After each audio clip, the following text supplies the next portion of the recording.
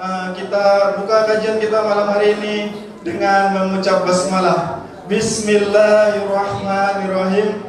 Kami beri kesempatan kepada Al-Ustaz. Waktu dan tempat kami persilakan Ustaz.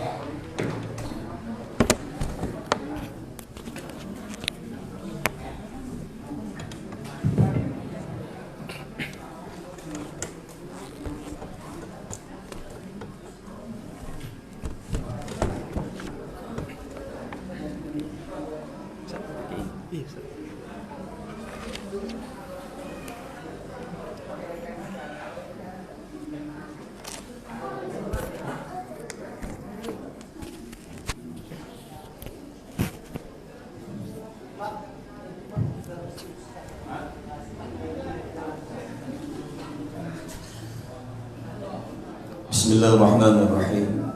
Assalamualaikum warahmatullahi wabarakatuh.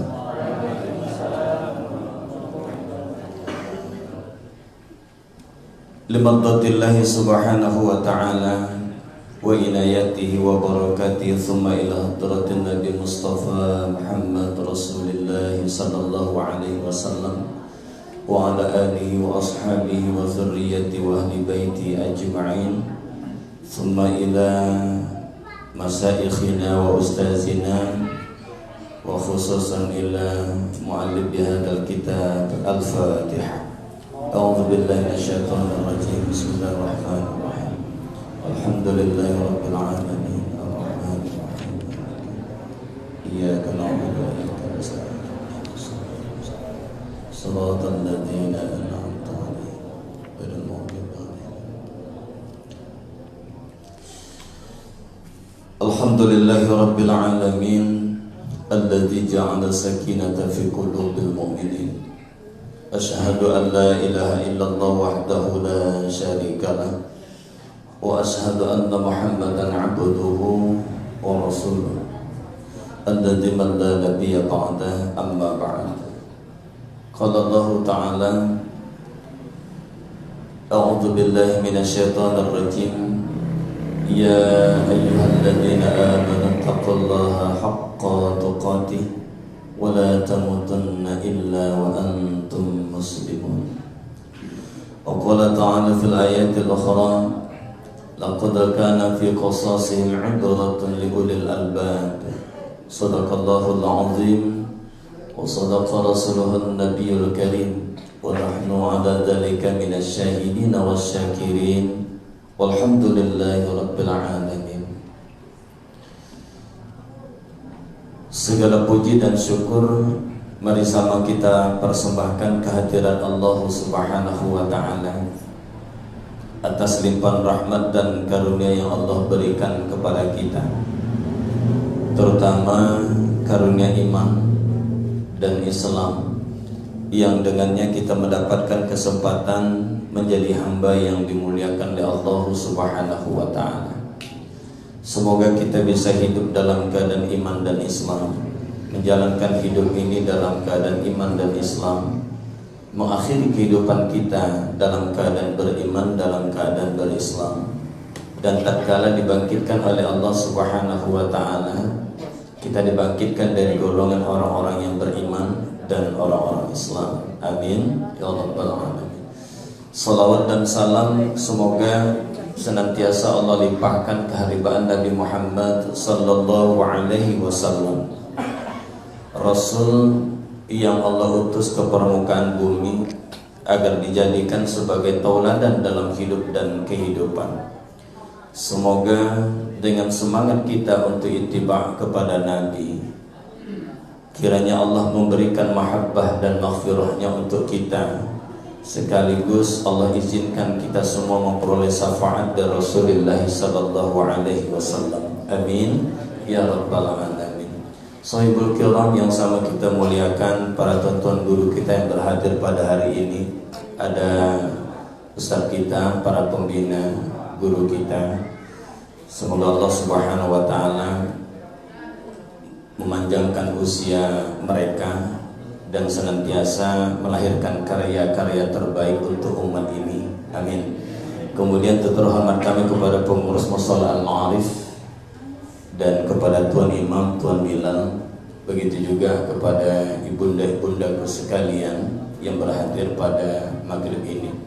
Wabil khusus kepada anak-anak muda kami, anak-anak muda akhir zaman yang hari ini dan insya Allah istiqomahlah mereka di jalan dakwah ini, yang tergabung di dalam MBM, begitu juga dengan anak-anak muda yang lain hadir pada hari ini. Kalau kita berkisah tentang sirah nabawiyah, maka sesungguhnya nanti yang paling banyak kita ceritakan itu adalah anak muda. Sebab peran anak muda dari semenjak zaman itu tidak bisa dilepaskan. Jadi betul kata Imam Al-Ghazali bahwa kebangkitan Islam itu sudah menjadi fitrahnya anak muda. Jadi Islam itu akan bangkit di tangan anak muda. Nah, jadi kalau kita orang tua ini mendukung saja lah nih, anak muda itu di tangan anak muda lah kebangkitan itu akan. Ya, makanya yang selalu motivasi kita berikan kepada anak muda adalah tatkala di satu kampung, satu negeri sudah bergerak anak mudanya, maka insya Allah di situ akan ada kebangkitan. Amin. Hadirin yang dimuliakan oleh Allah Subhanahu wa taala, kita melanjutkan kaji sirah nabawiyah kita. Rujukan kita di sini adalah kitab Rahibul Maktum karya Syekh Sakur Rahman Al-Mubarakfuri. Kemudian rujukan berikutnya nanti insyaallah kita akan mengutip beberapa pendapat yang ditulis dinukil dari Profesor Dr. Aisyah Abdul Rahman di dalam buku biografi istri dan putri Rasulullah sallallahu alaihi wasallam radhiyallahu anhunna. Namun sebelumnya kita sampai kepada materi, izinkan dulu saya sedikit meralat pertemuan kita sewaktu sirah nabawiyah yang pertama. Saya salah menyebutkan tentang pengarang kitab, ya, pengarang kitab Sama'il Muhammadiyah. Saya sebutkan Imam Malik, lupa bukan Imam Malik, tapi Imam At-Tirmizi. Jadi itu mohon untuk dimaafkan. Hadirin yang dimuliakan oleh Allah Subhanahu wa taala, kalau pada pertemuan terdahulu kita sudah menyampaikan apa pentingnya kita untuk belajar sirah nabawiyah. Bahkan kalau kita kaitkan dengan beberapa pendapat ulama bahwa ngaji sirah nabawiyah ini merupakan ngaji terpenting, bahkan disamakan dengan tatkala kita ngaji tentang Al-Quran.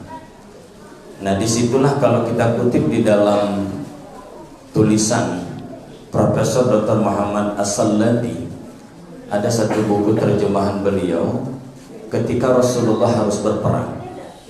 Beliau menukil di situ ada satu pendapat yang disampaikan atau satu pernyataan yang disampaikan oleh cucu Nabi Shallallahu Alaihi Wasallam.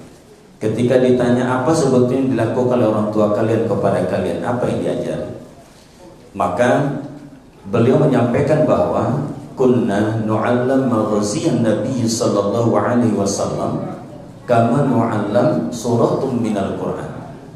Kami diajarkan oleh orang-orang tua kami itu al-maghazi. Al-maghazi itu maknanya itu adalah perang-perangnya Nabi. Sebagaimana kami diajarkan oleh orang tua kami itu dengan belajar Al-Quran. Artinya kedudukan sirah itu sebagaimana generasi diajarkan dia Al-Quran, begitu juga diajarkan tentang kisah itu. Maka kita akan dapat melihat betapa kisah akan mampu menggerakkan umat, menggerakkan generasi menjadi generasi yang terbaik pada zamannya. Nah inilah sebetulnya, sehingga kalau kita mengutip dari apa yang disampaikan oleh Imam Malik bahwa kita tidak akan bisa mencapai sebuah kebangkitan apabila kita tak mengikuti jalan orang yang sudah pernah melakukan kebangkitan itu atau kemajuan itu. Jadi kita tidak boleh mencari jalan yang lain, sebab jalan yang lain itu belum teruji menghantarkan umat yang menjadi besar. Maka Imam Malik mengarahkan kepada kita untuk mengikuti langkah yang pernah ditorehkan oleh para pendahulu yang pernah membangkitkan daripada umat ini. Nah inilah cara kita, insya Allah di tangan anak muda ini kita akan bisa mencapai kebangkitan yang sudah dijanjikan oleh Rasulullah SAW. Amin. Bapak Ibu hadirin yang dimuliakan oleh Allah Subhanahu wa taala, di dalam kitab-kitab sirah nabawiyah yang kita miliki itu sering sekali diawali dengan mengkaji tentang suasana sebelum Islam diturunkan di tanah Arab. Apa pentingnya ini? Pentingnya tidak lain adalah agar nanti kita dapat membedakan apa sih sebetulnya bedanya bumi ini ketika Islam itu dan ketika belum Islam. Nah, dari sini kita akan tahu. Nah, kenapa masalah ini sangat penting untuk kita sampaikan?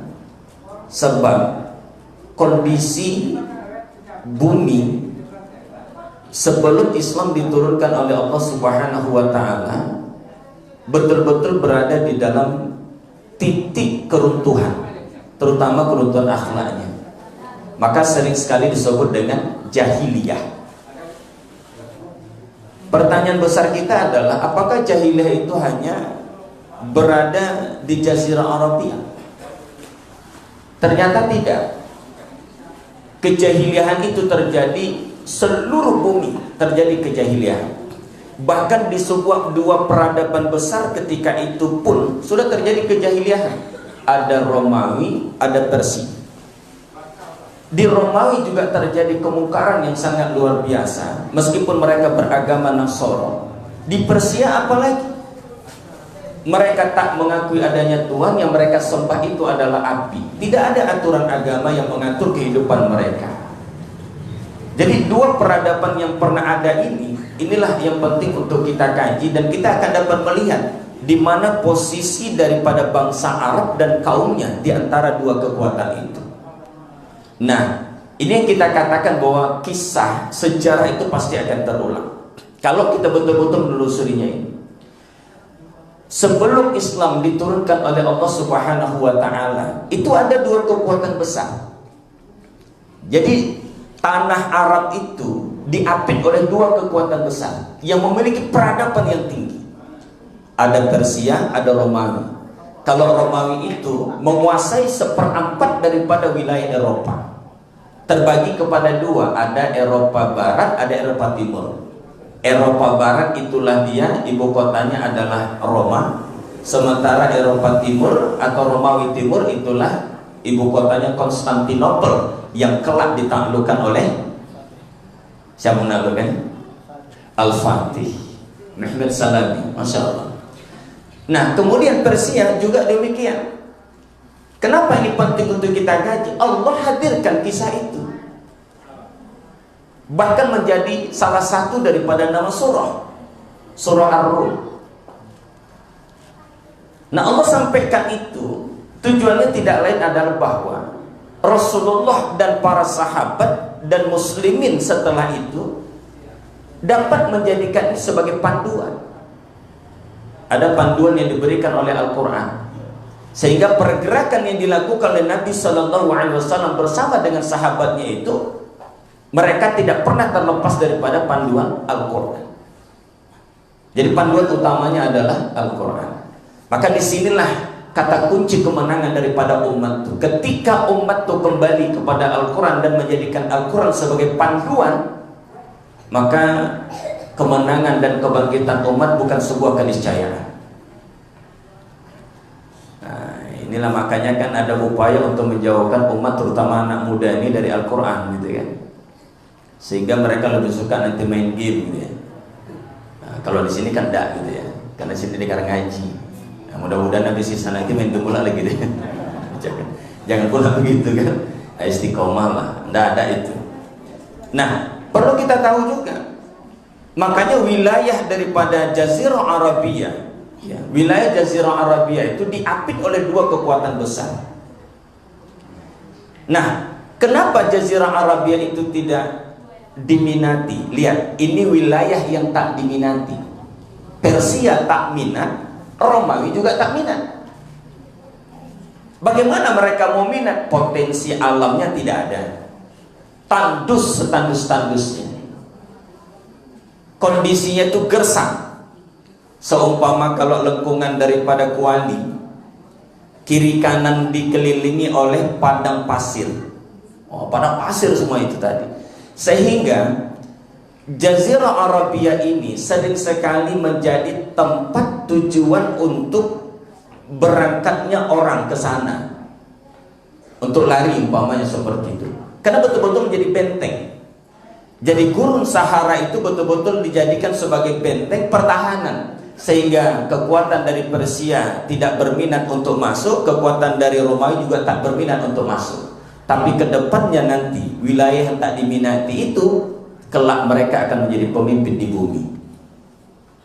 Bagaimana ceritanya? Kan gitu ya. Kenapa wilayah yang tak diminati, masyarakatnya yang sama sekali tidak memberikan kontribusi apapun bagi peradaban bumi, tiba-tiba menjadi pemimpin di bumi? Maka ketika kita telusuri sejarah ini, kita akan dapat melihat, oh ternyata beginilah rangkaian kisah cerita ketika Allah Subhanahu wa Ta'ala membangkitkan sebuah kaum, dan kaum tersebutlah akan menjadi pemimpin di bumi ini. Nah, sesuatu yang tak diminati bukan berarti tak memungkinkan dia untuk menjadi pemimpin di bumi ini.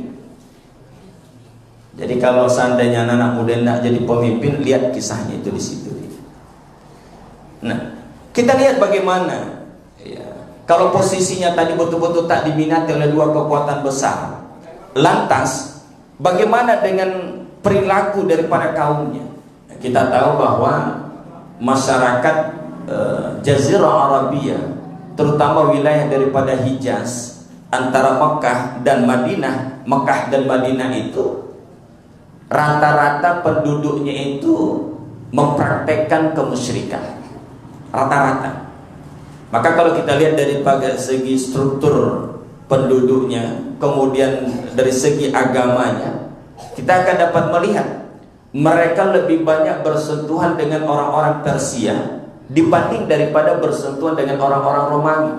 Sehingga nanti dalam perjalanannya kita akan dapat tahu siapa orang yang pertama, suku Quraisy, yang membawa berhala ke Mekah. Itu nanti sejarahnya itu. Kalau dari segi agama kita tahu sebahagian daripada mereka itu mengikuti agama Hanif, agama yang lurus, itu pun hanya sebagian kecil. Termasuklah di situ Waraqah ibnu Naufal. Kalau yang lain itu dah rusuh semuanya itu. Artinya apa?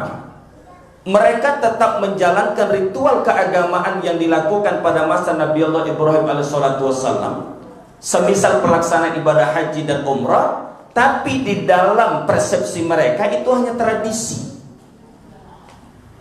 Hanya tradisi. Maka tatkala kita melihat kondisi dan posisi daripada bangsa Arab itu di tengah-tengah kekuatan besar itu, sama sekali tidak memberikan kontribusi apapun. Akhirnya apa yang terjadi? Mereka adalah orang-orang yang jauh dari agama.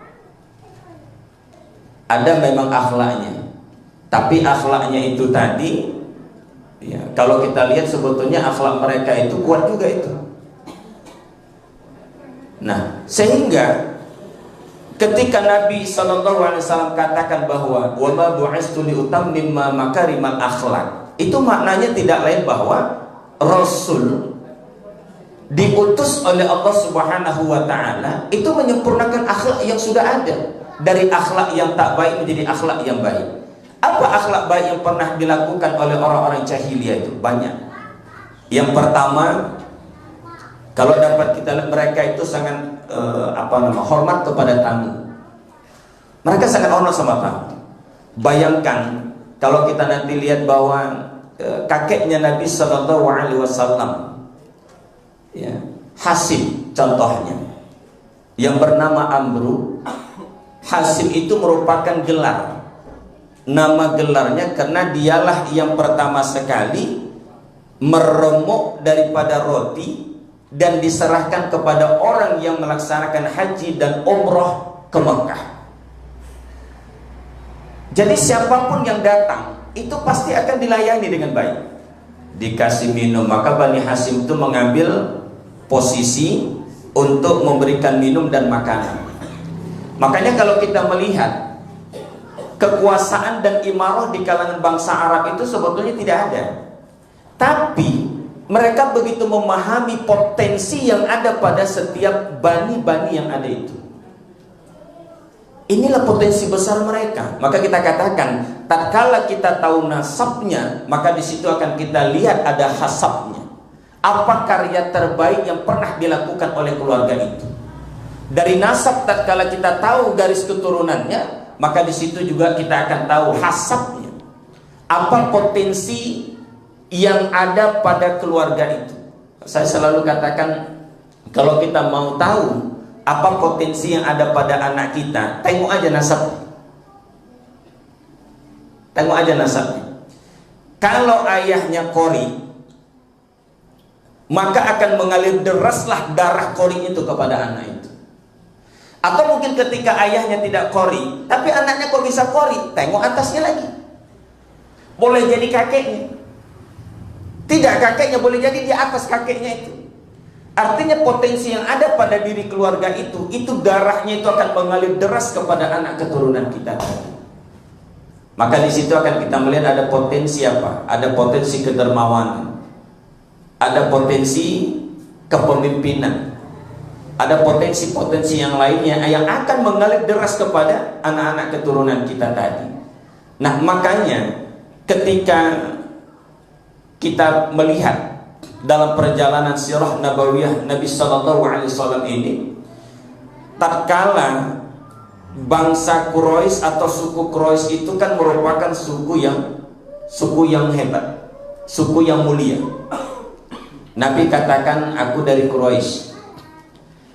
Nah, suku Quraisy itu suku yang mulia, dan ternyata seluruh daripada orang-orang yang hebat di kalangan bangsa Arab ketika itu berasal dari suku Quraisy. Nanti kita akan dapat melihat seperti itu dia. Makanya potensi-potensi yang ada pada suku itu, kalau Quraisy itu memang potensi yang dimiliki mereka itu adalah bisnis.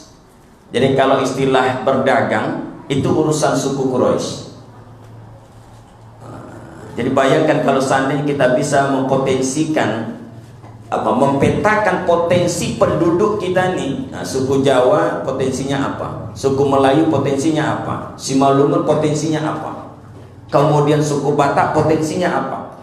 Dan setiap potensi yang ada itu kemudian diserahkanlah kepada dia tanggung jawab untuk mengelola sesuai dengan potensi yang ada pada dirinya, maka insya Allah itu akan menjadi, Pak.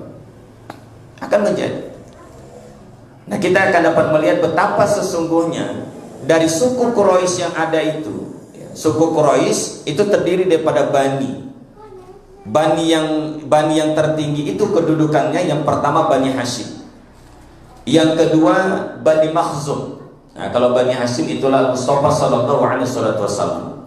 Kalau Bani Makhzum, itulah Abu Jahal. Jadi Abu Jahal itu kedudukannya tinggi juga itu. Jangan sepele kalian dengan Abu Jahal tuh, tinggi juga itu. Kemudian ada dari Bani Umayyah. Nah, itulah dia Sayyidina Utsman bin Affan. Kemudian ada Bani yang paling rendah kedudukannya, Bani Ta'in. Makanya siapa itu? Sayyidina Abu Bakar As-Siddiq radhiyallahu anhu, At-Taimi. Nah, makanya kalau kita lihat, kenapa Sayyidina Abu Bakar yang diangkat pertama sekali menjadi khalifah sementara beliau berasal daripada Bani yang terendah? Dapat dipastikan Sayyidina Abu Bakar diangkat menjadi khalifah yang pertama itu tidak berdasarkan Bani itu tadi, tak berdasarkan itu, tapi berdasarkan kekuatan di mana Sayyidina Abu Bakar As-Siddiq adalah orang yang paling dekat dengan Nabi Sallallahu Alaihi Wasallam, yang pertama masuk ke dalam Islam, mengakui apapun yang terjadi pada diri Nabi, tak pernah sedikit pun menyatakan tidak terhadap apa yang dikeluarkan oleh Nabi Sallallahu Alaihi Wasallam, apakah kebijakannya atau yang lain sebagainya. Nah, disinilah pentingnya kita dapat melihat tadi, sehingga kondisi kejahilian itu bukan hanya terjadi di Jazirah Arabia, tapi juga di tempat yang lain. Baik dari segi akidahnya, jelas bahwa mereka itu menyembah kepada berhala. Praktek kemusyrikan terjadi, sehingga ketika mereka, saking mereka itu ingin mendapatkan adanya Tuhan yang mereka sembah, maka mereka pun mencari, karena kedekatan mereka kepada Persia. Lantas di dalam lawatan dagang, ada seorang Quraisy, tokoh besar, dermawan, cakapnya itu begitu sangat diikuti, namanya Amr bin Lu'ay. Berangkatlah dia ke Syam. Dia tengok apa yang dilakukan, praktek ibadah mereka. Tertarik dia. Lantas ketika tertarik, dia minta, kalau begitu ku mintalah berhala ini satu, biar ku bawa ke kampungku. Dikasihlah berhala itu. Nah, itulah Hubal itu. Ketika dibawa, lantas Amr bin Lu'ay membawa itu ke kota Makkah. Dan kemudian Amr bin Lu'ay itu ternyata dia bukan hanya orang yang dermawan, cakapnya itu didengarkan oleh semua orang, tapi dia juga berteman dengan jin. Sehingga dalam tidurnya itu dia dibisikkan oleh jin, ada beberapa berhala yang terpendam di seputaran daripada Baitul Atiq. Maka dia pun berangkat. Dia galilah tempat yang dia dapati dalam mimpinya itu. Kemudian ketika dia gali, dapatlah ada beberapa berhala atau patung yang terbenam sudah lama.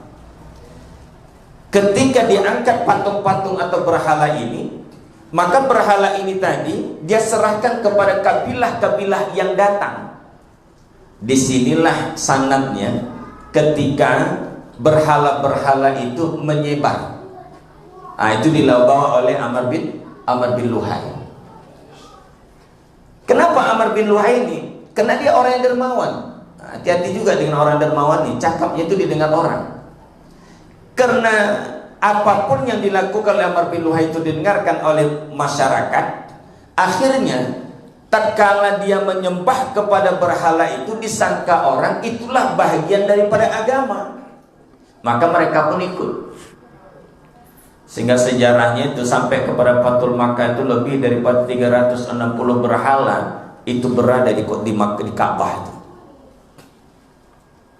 Seperti itulah kondisinya Bapak Ibu hadirin yang dimuliakan oleh Allah Subhanahu wa taala. Padahal awalnya mereka adalah penganut agama Hanif. Penganut agama Hanif artinya agama yang ditinggalkan oleh Nabi Allah Ibrahim alaihissalatu wassalam, meskipun prakteknya itu mereka tidak hatinya aja. Umpama akikah, tetap itu kalau ada anak yang lahir maka mereka akan memotong kambing. Tapi bedanya akikah sama mereka itu, ketika kambing itu dipotong, darahnya itu mereka tampung. Kemudian darah itu tadi dilumurilah ke kepala anak kecil itu tadi yang diakikahkan. Nah, itu pula praktek orang itu. Jadi kalau sekarang ada yang mempraktikkan seperti itu, ya itu jahiliyah juga lah itu. Nah, jangan pula dipraktekkan itu ya. Lihat bagaimana ketika Abdul Muthalib tatkala kelahiran daripada cucunya, begitu juga dilakukan olehnya. Artinya apa? Praktek-praktek ibadah yang ditinggalkan oleh Nabi Allah Ibrahim alaihissalatu wassalam dan Ismail alaihissalatu wassalam itu tetap mereka pertahankan. Akan tetapi mereka sudah tak lagi memurnikan ajaran itu. Sampai pada akhirnya hadirlah sebuah kisah di mana mereka tak lagi, mereka sesembahnya adalah berhala. Maka dibawalah berhala, banyak sekali berhala itu. Kemudian berhala-berhala itulah yang mereka sembah. Kemudian ada pula nanti setelah pulang, mereka bawalah bongkahan batu daripada Ka'bah itu. Sebelum sampai ke kampung halamannya, di tengah jalan mereka letakkan bongkahan batu itu dan mereka tawaf dengan bongkahan batu itu. Sampai di rumah, bongkahan batu Ka'bah itu dijadikan sebagai material dasar untuk membuat daripada berhala. Nah, itulah awalnya itu. Nah, jadi kejahilian itu sangat luar biasa. Tata aturan hukum memang tak berlaku sebagaimana mestinya. Nah, begitu juga dengan dua peradaban dunia yang ada tadi. Di Romawi, luar biasa kehidupan kezaliman yang dilakukan oleh raja-raja mereka. Di Persia begitu juga. Bahkan praktek untuk menikahi anak kandung itu terjadi di Persia. Gara-gara KDRT, kemudian istrinya diceraikan. Nah, istrinya tadi anak kandungnya. Lebih jahiliah lagi. Jadi artinya apa? Mungkin dulu kalau kita sekolah gitu, kenapa Rasulullah itu, kenapa Islam diturunkan Allah di Arab? Oh, orang tuh jahiliyah, bilang gitu ya. Ternyata yang jahiliyah itu bukan di Arab saja. Seluruh bumi jahiliyah. Seluruh bumi jahiliyah. Jadi sehingga ketika kita menyatakan bahwa Arab itulah yang jahiliyah, ternyata tidak. Di antara kejahilian-kejahilian yang ada itu, seluruh bumi itu berada dalam situasi kejahilian yang sangat luar biasa. Tak menyembah kepada Allah, tak memiliki aturan, jauh daripada aturan Allah Subhanahu wa ta'ala. Hukum mereka itu hukum jahiliyah, tajam ke bawah, tumpul ke atas. Bagi mereka, kekuatan dan kekuasaan itu menjadi alat untuk memukul siapapun yang dikehendaki oleh mereka. Betul-betul seperti itu. Maka ada ahli menyatakan bahwa kalau kita reduksi kembali apa yang terjadi kejahilian itu, yang pertama ada istilahnya itu dari segi hukum namanya hukmul jahiliyah. Kemudian ada adatul jahiliyah. Ada hukum jahiliyah di mana hukum itu hanya menyentuh dari kalangan para budak. Kalau orang-orang yang memiliki harta banyak, kedudukan nasab yang tinggi, dari suku yang tinggi, maka hukum tak sampai kepadanya. Itu hukum jahiliyah itu. Kemudian kalau kita lihat daripada segi adatnya, al-adatul jahiliyah, kita tahu bahwa adat jahiliyah itu yang paling populer. Ada sebagian daripada masyarakat Arab jahiliyah itu yang mempraktekkan membunuh anak perempuan hidup-hidup. Itu tak semua, hanya di sebagian kelompok kecil. Kenapa mereka bisa melakukan hal seperti itu? Ada beberapa alasan. Yang pertama, mereka malu memiliki anak perempuan. Yang kedua, mereka takut miskin dengan adanya anak perempuan. Yang ketiga, mereka itu tak memiliki kekuatan kalau tak memiliki anak laki-laki, sehingga kebanggaan mereka itu untuk mendapatkan anak laki-laki itu lebih besar, dan mereka akan sedih tatkala mendapatkan anak perempuan. Maka praktek membunuh anak perempuan di usia 7 tahun, di usia 8 tahun itu dipraktekkan oleh mereka, Bu. Itulah kedudukan wanita di tangan mereka. Kisahnya seperti ini. Dalam sebuah riwayat dikatakan bahwa ada dua kabilah yang bertengkar. Terjadi peperangan. Dan dua kabilah ini tadi, yang satu menang, yang satu kalah. Yang kalah maka adalah tawanan perangnya. Salah satunya adalah anak kepala suku perempuan. Jadi ketika anak kepala suku ini tadi ditawan oleh satu kabilah yang menang ini tadi, dan kepala suku yang anaknya ditawan tadi ada berencana untuk menebus. Ketika sudah tebusan sudah ada, berangkatlah mereka untuk nego. Apa yang terjadi? Ternyata sang anak perempuan tak mau dibawa atau ditebus oleh orang tuanya, sebab dia sudah menikah dengan anak kepala suku yang sebelah. Malu besar kepala suku ini. Akhirnya dia bersumpah, siapapun anak perempuanku akan kubunuh. Itu dia awalnya. Itu awalnya itu, Bu. Adapun kisah ketika Sayyidina Umar bin Khattab pernah membunuh anaknya hidup-hidup, itu kisah tak dipertanggungjawabkan. Kita kan selalu bilang Umar bin Khattab zaman jahiliyah, gitu kan? Membunuh anak, tidak ada itu. Umar bin Khattab tak pernah membunuh anak perempuan yang hidup-hidup. Sebab praktek membunuh anak perempuan hidup-hidup itu tidak menyeluruh di seluruh Jazirah Arabia, hanya di tempat-tempat tertentu saja. Nah, ini perlu kita luruskan sejarahnya itu. Orang terkadang mau melencengkan sejarah tuh Pak, dari kisah-kisah itu loh. Maka kalau tak kita luruskan, akhirnya kita saya dulu dari SD gitu kan, sampai kepada aliyah, itu saja yang kita dapatkan. Kalau ada praktik untuk membunuh anak perempuan, pastilah tokohnya itu Sayyidina Umar bin Khattab radhiyallahu anhu kita sebutkan di situ. Ternyata tidak. Nah itulah makanya kita perlu meluruskan sejarah. Apa yang berikutnya? Malu mereka adanya anak perempuan, sebab kedudukan anak perempuan tidak membuat mereka menjadi kuat di tengah-tengah suku itu. Tidak menjadi kuat dia.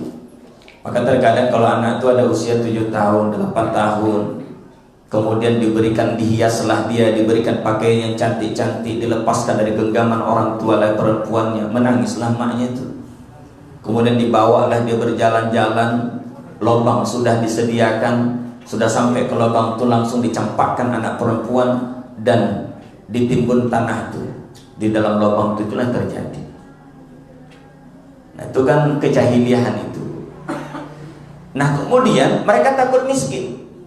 Makanya kan Allah katakan la taqtulu auladakum khasyatan imlaq.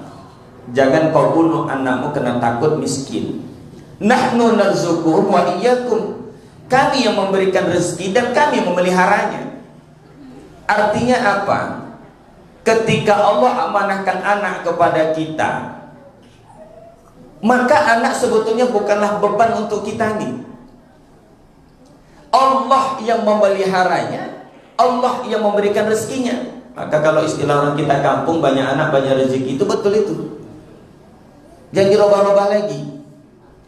Banyak anak banyak rezeki, jangan dirubah-rubah itu. Sedikit anak banyak rezeki, salah itu. Sedikit anak justru sedikit rezeki. Maka produksi itu sangat banyak-banyak. Ada guru kami nyatakan begini, beliau punya teman di Madinah. Ketika ditanya, kan biasa tuh kalau bertemu kan tanya anak tuh, berapa anak antum gitu kan. Oh anak saya 10 katanya. Anak saya 10. Itu baru laki-laki gitu. Yang perempuan 6 anaknya. Ternyata dia menikah setelah tamat SMA. Siapa berani menikah tamat SMA di sini? Wah, kocik kali Ustaz menikah gitu ya. Kocik kali. Makanya kita banyak mubazir usia kita nih. Saya pun apa juga tuh, tapi udah mungkin ditakdirkan Allah seperti itu, menikah di usia 25 tahun. Karena prinsip saya dulu Ustaz, setidak-tidaknya itu aja ikut Rasulullah jadilah gitu kan. Rasul menikah usia 25 tahun gitu. Nah jadi seperti itu dia. Makanya mendapatkan anak perempuan itu bukan menjadi sebuah kebanggaan bagi mereka. Nah, itulah pola prinsip berpikir orang-orang jahiliyah itu. Sekarang ada nggak seperti itu? Ada juga. Pertama baru menikah, senang-senang betul itu kan, honeymoon lah antara suami dengan istri. Kemudian terkabarlah sang istri tadi hamil, senang betul hati sang suami. Tapi ketika di USG, jenis kelaminnya perempuan, sedih pula suaminya itu. Macam jahiliyah kali kelakuannya itu. Jadi kalau ada orang di USG anaknya tak sesuai dengan apa yang diinginkannya itu orang-orang jahiliyah itu. Nah, berubahlah ya, hijrahlah itu. Sebab kita mendapatkan anak baik laki-laki, ada orang mendapatkan anak perempuan saja, ada orang mendapatkan anak laki-laki saja, ada orang mendapatkan anak laki-laki dan perempuan, ada yang tak mendapatkan anak. Itulah ketentuan Allah. Itulah ketentuan Allah Subhanahu wa ta'ala. Makanya kalau kita melihat praktik yang dilakukan oleh masyarakat Arab jahiliyah itu, inilah nanti menjadi dasar bagi kita untuk melihat apa yang dirubah oleh Islam. Apa yang dirubah oleh Islam, sehingga tidak ada lagi ungkapan bahwa Islam itu arogan gitu ya. Ini sekarang ini udah pengulangan sejarah itu luar biasa. Ada kabar gembiranya, ada kabar dukanya bagi kita. Apa kabar gembiranya? Ketika posisi bangsa Arab di awalnya itu dikawal oleh dua kekuatan besar. Nah sekarang kan seperti itu. Siapa yang menjadi pemenangnya? Kan gitu ya. Siapakah yang menjadi pemenangnya ketika itu? Yang menjadi pemenangnya adalah Islam. Muslimin yang menjadi pemenangnya. Nah sekarang ini coba kita tengok dua kekuatan dunia, tetap Persia dan Romawi. Pernahkah kita berpikir dengan kekuatan hari ini, kemudian kita hadirkan kisah sejarah itu? Maka saya selalu katakan, Ustaz, kalau melihat daripada kondisi kita yang ada nih, di mana-mana muslim itu terzolimi, di mana-mana muslimin itu mendapatkan perlakuan yang tak baik, siapakah menjadi pemenangnya? Yang menang nanti umat Islam. Kan gitu ya? Yang menjadi pemenang itu adalah umat Islam. Ada dua kekuatan besar. Persia sekarang diwakili oleh Cina, Romawi itu diwakili oleh Amerika. Di tengah-tengah ada Islam. Siapakah menjadi pemenangnya? Kalau merunut sejarah awal ketika Islam pertama sekali dibangkitkan oleh Allah Subhanahu wa taala di kota Makkah, bumi Makkah ketika itu sama sekali tak diminati, akan tetapi menjadi pemimpin di bumi. Itulah dia ya. Semoga Allah Subhanahu wa taala meridhoi kajian kita ini, insyaallah. Seperti biasa ya, insyaallah kita tutup dengan salam terlebih dahulu. Billahi taufiq wal hidayah. Wassalamualaikum warahmatullahi wabarakatuh.